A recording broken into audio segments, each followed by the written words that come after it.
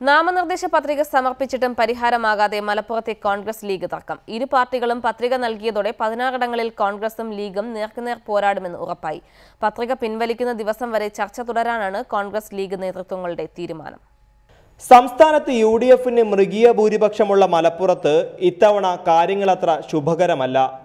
മുന്നണി ബന്ധങ്ങൾ കാറ്റിൽ പറത്തി 16 ഇടത്ത് കോൺഗ്രസും ലീഗും നേർക്കുനേർ പോരാടും.